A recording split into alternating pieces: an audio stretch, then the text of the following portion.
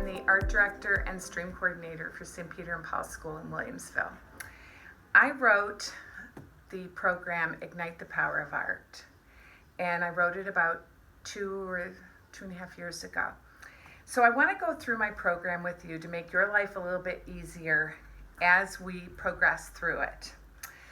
I just want to talk a little bit about our book. The way that I've designed this book, ignore the blue little sticky notes, those are for my information. But what I did is I have information in the front of the book. I have a CD of social justice music. I have the Pursuing Justice catalog book from the diocese. And I also have quite a few pictures of the social justice. Going through each lesson is broken down, and I have 7 lessons, yet 6 of them are teacher driven. The 7th is more about studio time, and then I will be going around helping the students with studio time. The back part of the book, I have artwork for all different artists that we are doing in this program. So basically what you're going to see is as we're going through our book, I also took all of these photos and I put them into the program. So when you're working on something, okay, you actually have them on a piece of paper, even though you have them on cardstock. So as the students are using the cardstock, you have the paper within your book so that you can be following along with them. So what we also have is I have a supply sheet, okay?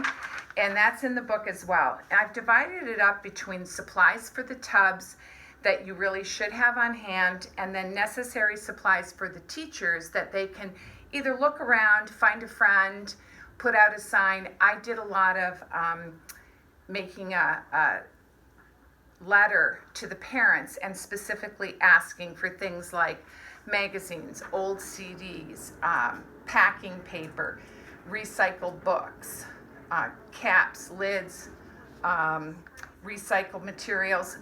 I took my husband's denim shirt and ripped it up, maps, so that gives you something that you can encourage the kids to bring in as well.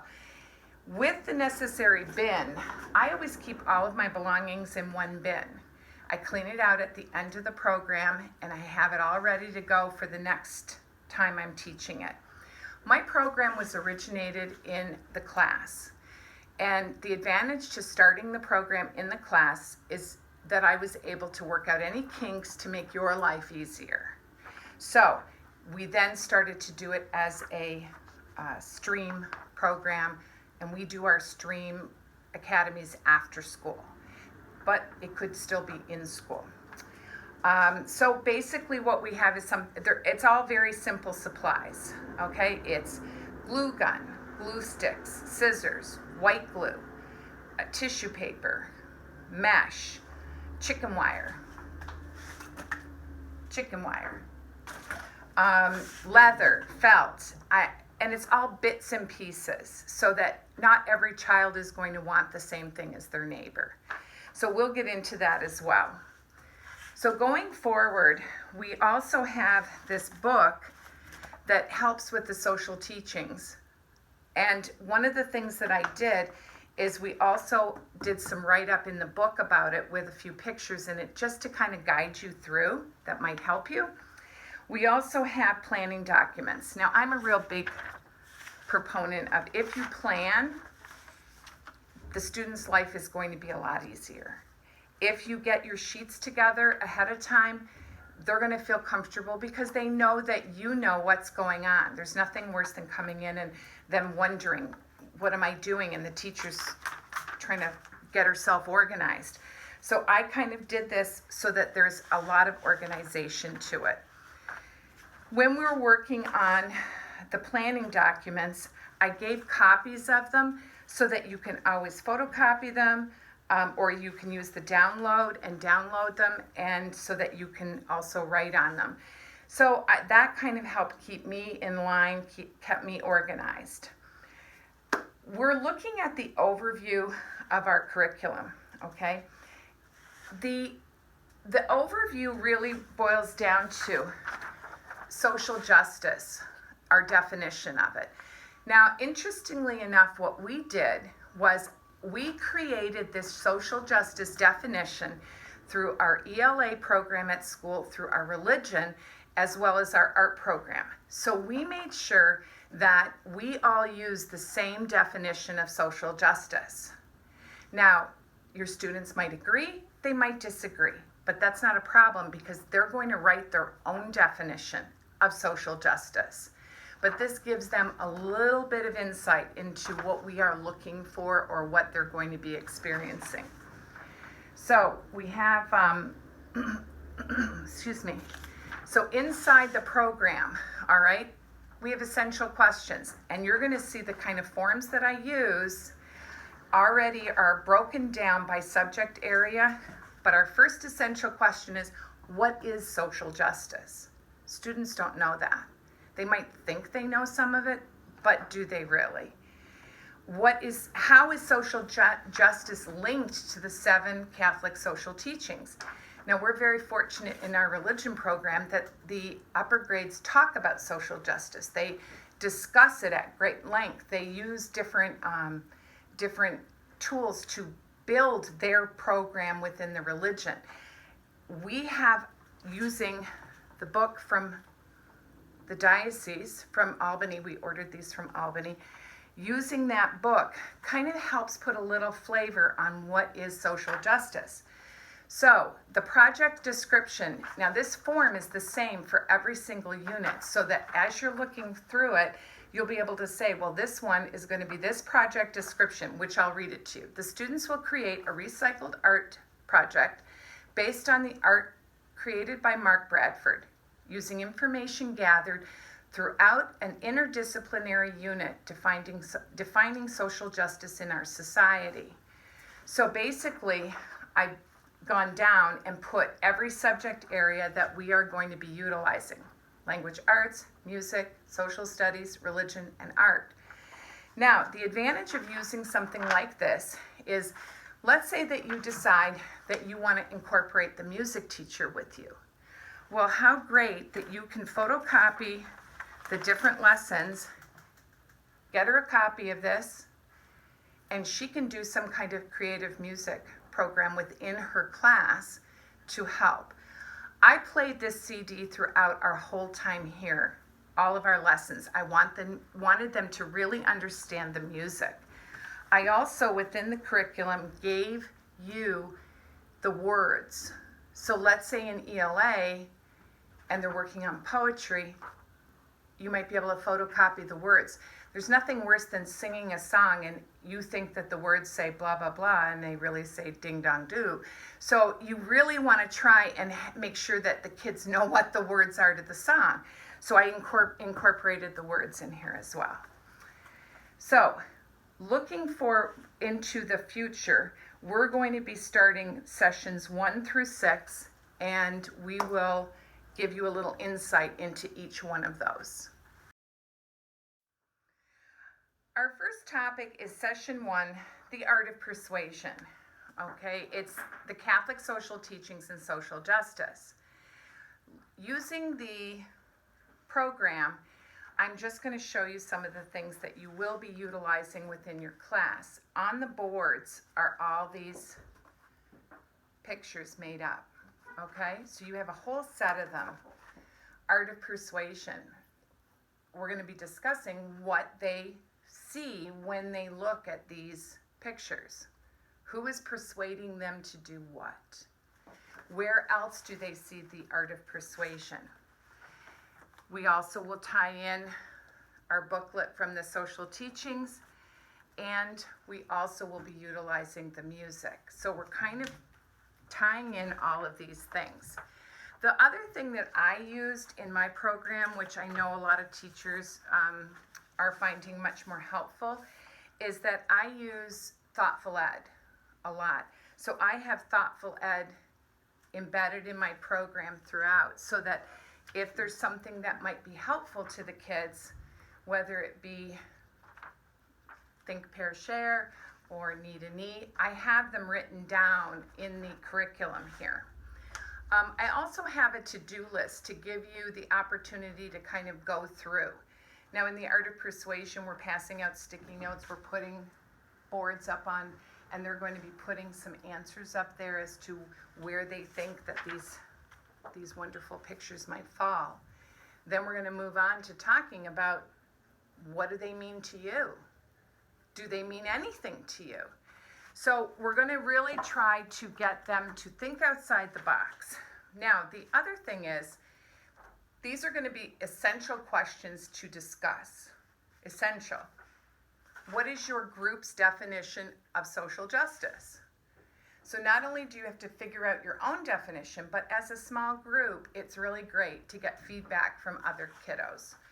So if you have to figure out what your definition is, could you see any teachings that, do you see any teaching that could affect your life, affect your opinion of this? Where do you find it? How does a selected social teaching make you feel? Now, because we're such an emotional-based society, seeing something like that, how does that make you feel? Does it make you feel the same way as this one? And what is it that you think of when you think of this one? What do you think about? So those are some of the questions that you're going to be discussing with the kids, and they're going to be talking about in small groups. So that is based on our program, The Art of Persuasion, and it's the Catholic Social Teachings and Social Justice. We're moving on now to session 3 and session 4. Session 3 is David Hammond. He's an artist, phenomenal man. So you're going to have a little bit of a background on him, and you're going to have the lantern poem sheet that will come in your book. You're also going to have your goal card with an action plan. And 2 of those things are with Thoughtful Ed, and they really flow really nicely into this program.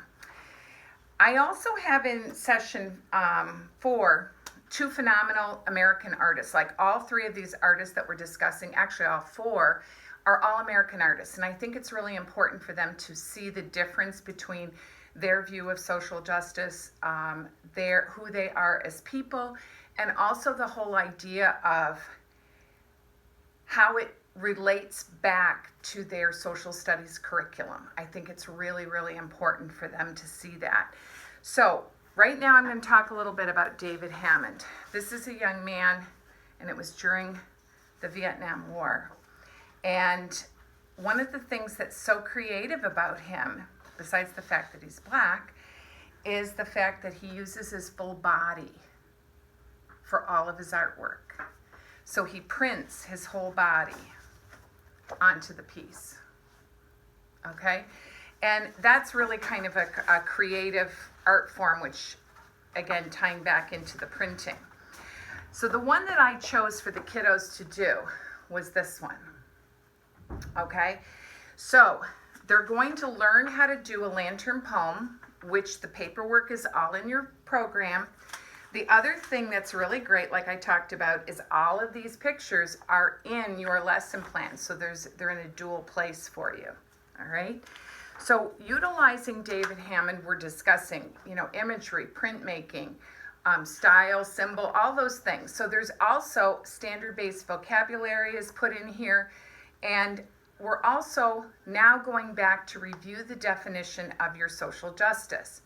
Not only what we started with in social justice, but what it was your team's definition of social justice. So where did they go with that? This is a really wonderful tool to use. The first thing you say to your students when you hold up a picture, where does your eye go first? Because a lot of times they're very general in their responses. So it opens up that opportunity for discussion as to where it goes. And what do you think the artist's theme is? So I've given you quite a few essential questions to consider. The object is to use the themes presented, analyze them, and interpret his artwork, because we're going to be utilizing them when we do our lantern poem. Now, this lantern poetry is one style of poetry that a lot of teachers, and I've talked to a lot of ELA teachers, they don't use this one. And it's not because it's not good, and it's not because, it's difficult. It's not difficult. I think they teach so many different styles. There's only so many that you can teach in a year. So I love the fact that I can bring a different style of poetry to the kids, yet have it relate back. Now, the reason that we use the lantern poem, I just did this with my 6th grade class. And the directions, which I love, are right underneath the lines of the lantern poem. So it's not tough for them to follow along and figure it out. You want to make sure that they save them, because the goal is for them to, once they start working on their boards, they're putting their lantern poem there, and they're also putting their goal card with the action plan. Now they don't have to worry about, are they going to lose their paper? And when they go to present, they've got that paper right there as they're showing their work. So that really helps them to be confident in their presentation. So when I looked at this picture, and he's wrapped in the American flag, asking the students, how do you feel about that? I remember one of the students told me that it was disrespectful because you're not supposed to have the flag wrapped around your body. It's supposed to be flying. Insightful. But someone else turned around and said, he's saying he will do anything for the American flag. So by having the kids have this opportunity of discussion, you really can then open up to where you're going to go with the lantern poem. And like I said, the directions are all in there. Now, I have 2 other artists, and these 2 artists are absolutely amazing. And this goes into your session 4. Thomas Hart Benton was a muralist, and he was a muralist, one of the first muralists in the United States. He also was one of the few artists that actually worked for the U.S. government during the Second World War. They hired him to paint pictures and slogans and go U.S. and, that kind of thing. But he also picked and painted murals, and this mural is in Washington, and parts of it, and then they had it on showing.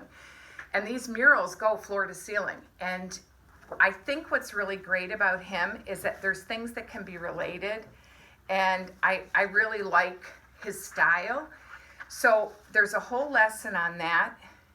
Now, funnily enough, these look like sharecroppers, but it's 1945. So it again brings back the past to the present time. This one was from 1889. So you're looking at that saying, here's this guy picking cotton, but here they are here in 1945, and he's talking about still picking cotton.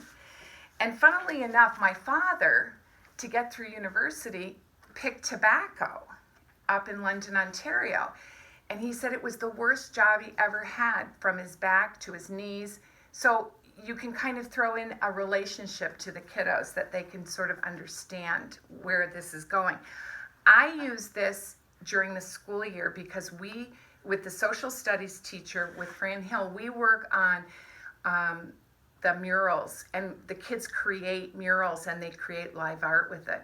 So she and I have been working together on this for quite a few years, so we sort of already know what we're doing and what the plan of attack is, but I teach this lesson separately.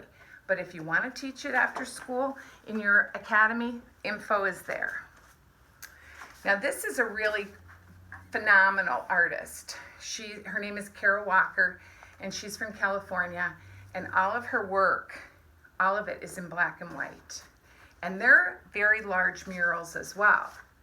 And of course, we've discussed a lot about what these have meaning to. You can see the ethnic clothing, hairstyle. Is she floating? or is she laying down? In the garb that she's wearing? All kinds of questions. All those things will be in your book so that you'll be able to discuss this. I also liked that in this style of art was very common during the Civil War. So it also ties in with your social studies. So that's another artist that you could use if you wanted to. We have a to-do list, excuse me, and we also have essential questions. How do you feel about the artwork? What adjectives describe the artwork? And do you see any significance in the design of the lantern poem?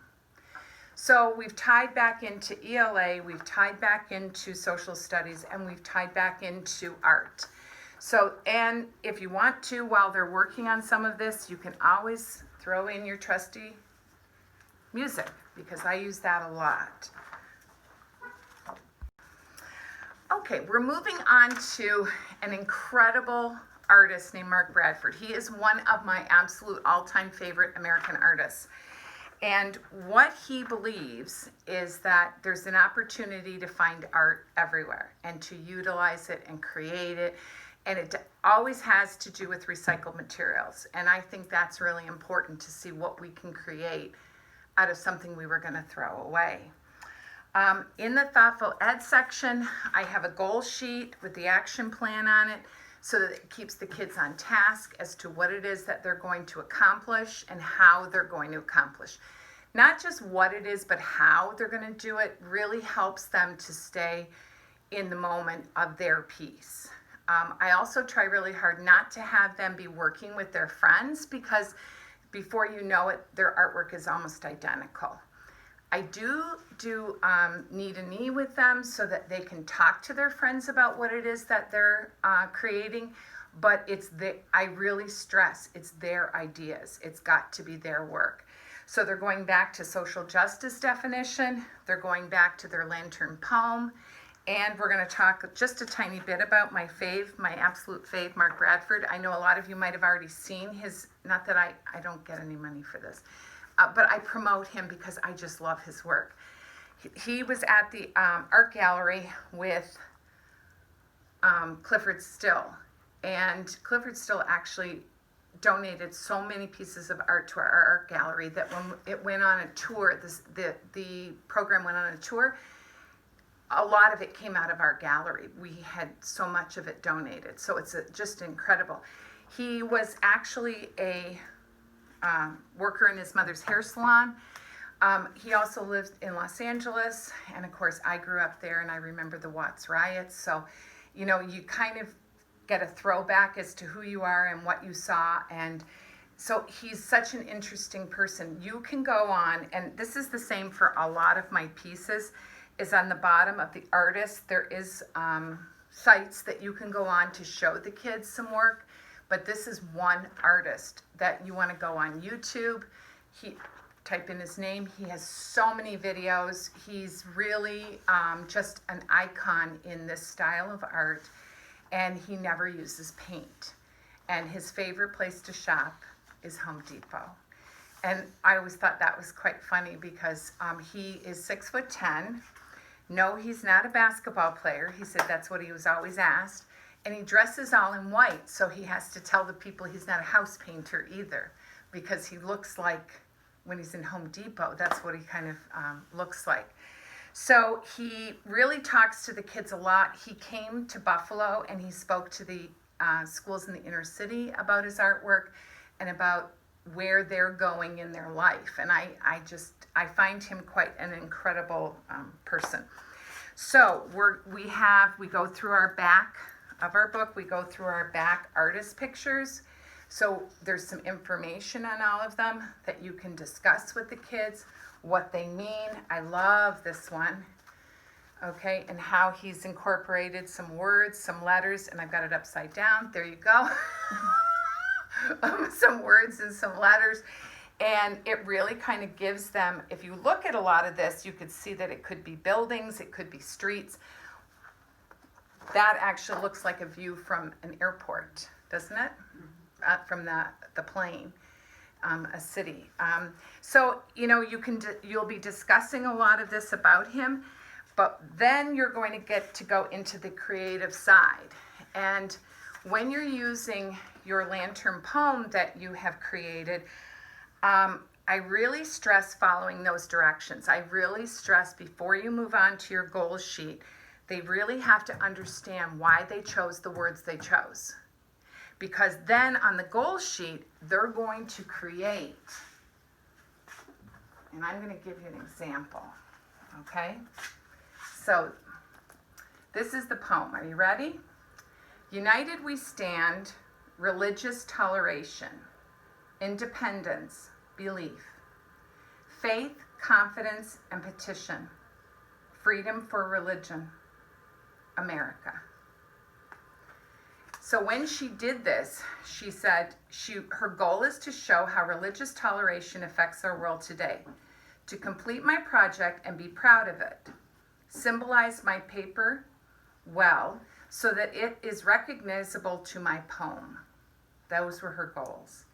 Her action plan was to show religious toleration, independence, freedom of religion, unity, America, prayer, and praise. Now, as I tell the kiddos, when you're doing, there's 6 there. You don't have to do them all, but that gets you on track to what your choices are, right? So if we're looking at this, you can say to yourself, okay, I can kind of see where she was going for American belief. Weaving faith together, getting out of the chains of what you think. The stars separately. Time. She said time was so important to her and how we're using time. And this, okay, I'll be honest with you, there was another piece of art on there and I can't remember what happened to it. I think it fell off. I just noticed. So it's okay because I could say circle of time. So we just kind of throw that one in there. So that really ties in her poem, her project, and she loved it. So that was how she used Mark Bradford's artwork style, but also utilizing the poetry from that she wrote for the Lantern poem. We're moving on to our studio time now. I always put the CD on, hoping that it entices them to be creative. And I want to go through very quickly a little bit of what I have in my wonderful tub. I put a lot of my things in Ziploc bags. I find it a lot easier, a little tip and trick, because if it's laying out on the table and somebody wants my husband's old denim shirt, then they can go into the bag, pull it out, share what piece they have, and then put the rest back in the bag. Makes cleanup a lot easier as well because it's not all just being dumped onto a table. I have wire cutters. I really think you need them because it really helps with the chicken wire or with the mesh. This was something that was created from a different project, and I actually saved it, and it's grass. So that's like such a cool idea. But again, everything I use is Ziplocked. These were some recycled, there goes my wire. These were like little recycled pieces that were in a packing for something that came, I don't know what. This was too. Like, how cool are these? That's cool. These can open up, and these are really great. And again, put that in. I also give them some lace because sometimes the rough against the soft, it really gives the kids something to compare, the contrast and compare. So again, I try to keep everything in there. So one of the things you need, and I set up 4 stations, and I have just a container and a cheap brush. And I take the glue and I water it down, and they're going to start gluing their board. Now, I'm showing you on a tiny little board.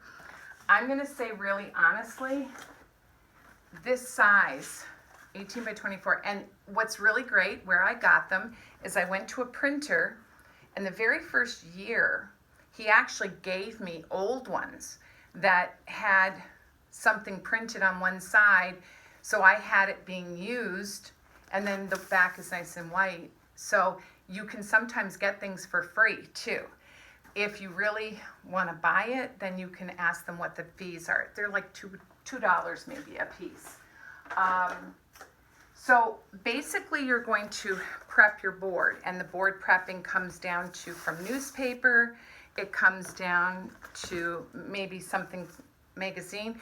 The biggest thing I keep telling the kids is don't think your piece is that this part is the important part. It's not. This is the part that gives you the base, the hold, the grip. And make sure that they rip the pieces small enough so that they're not coming off or rolling, or that makes a really hard situation, as well as if the edges are all rolling. So that's your base for your project. When we're taking advantage of recycled materials, which all of my stuff is recycled, here is just some paper. And how cool that if I pull off the top layer of the cardboard, I get ridged paper. So you can have that to create something. So you have to remember that you're going back to your lantern poem. Everything reverts back to your lantern poem. Now, I'm so sorry. I dropped it, but it's okay. All right, so this is one that was out there this past year. And what was really cool about this project that I wanted to talk to you about is that the artist is Black. So she brought so much to the table on where she was coming in social justice, where she was coming in her opinions. And she said it so succinctly and quietly and non-judgmental, and had taken some courses and gave us this information. It was so wonderful to listen to her. So what she ended up doing, which of course I love this, right? Her hands. So she has her goal sheet with an action plan, and this is her poem. Home, Phoenix, bold, bright, fragile, soaring, undisturbed, spreading quickly, creation. So she was looking at the idea of creating life and what's going on with her life. And I did have some little cutouts of some African Americans, and she took some and put them on. She reflected on some roping, some flying in the air. This was her phoenix bird, which was really cool. So I have to say, she deserved the award because she, in my opinion, really reflected everything that we had talked about and what she created. And if you're using the bigger board, at first it becomes a little overwhelming for the kids because they think, oh my gosh, I got to fill that whole board.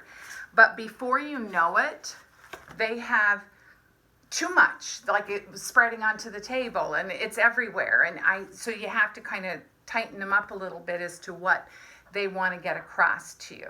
So keep that in mind. These are just my sample boards when I teach teachers so that they can use a size this big, just so that they can walk away with a make it and take it kind of thing.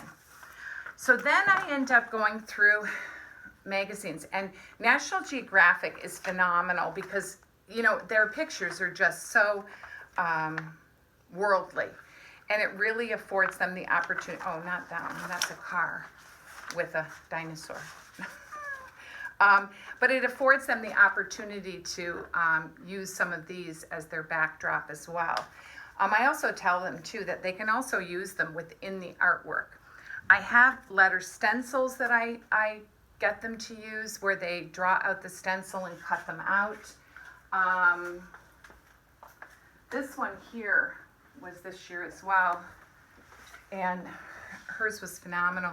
And this is where she used the chicken wire in it, and her piece just fell, but that's okay. So this is Gabby's piece. Humanity, destroyers, unequal poverty, racism, sexism, religion, equal among all, blind.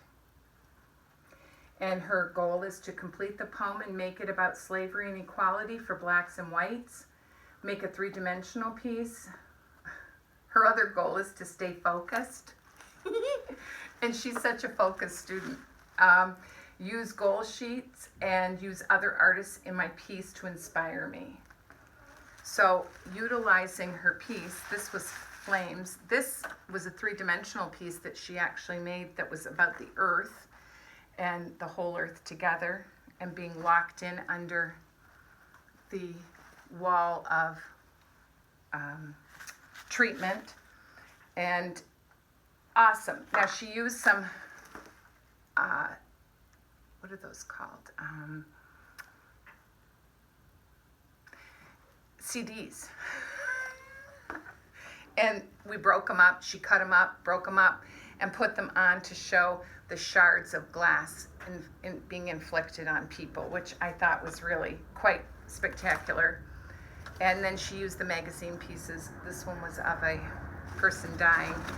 So it affords you the opportunity to be as creative as you would like. And this one here too was really good as well, from another student, and she won a little in-school award for it. This is really one of my favorite things. I did this with 5th grade, and they were learning in science about coffee and where it grows, and they were learning about all the different places coffee can come from. How do you grow coffee? So we did a very simplistic lantern poem. Here it goes. Coffee, caramel, delicious, banquet, bitter, dark, and fresh, delicious, hot, yum, caffeine. And that was her board on coffee. And this is actually a real coffee bag that I was able to get my hands on. And this kind of mesh is really cool to use because it affords her the opportunity to make like a little bowl. And she put out her pieces, and then we gave everybody the opportunity of using coffee beans.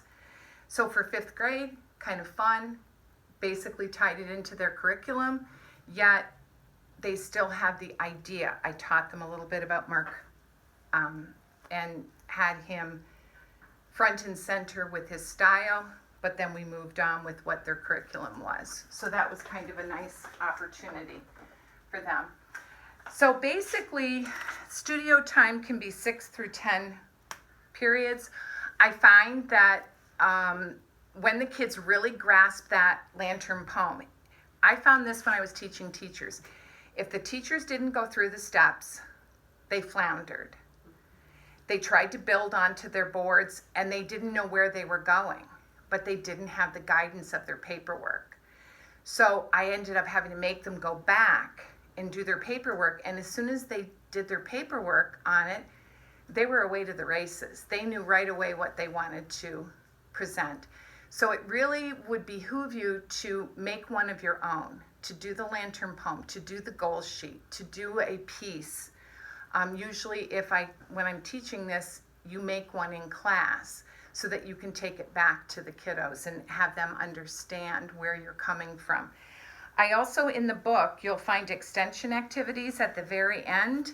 So if you have extra time, or if you've taught the class for a few years, you can always tie in an extension exercise instead of something else. You can move and shake whatever it is that you want to do. Make the project your own. That's the real goal of this, is to interpret things yourself, not someone else's opinion. Couple tips and tricks.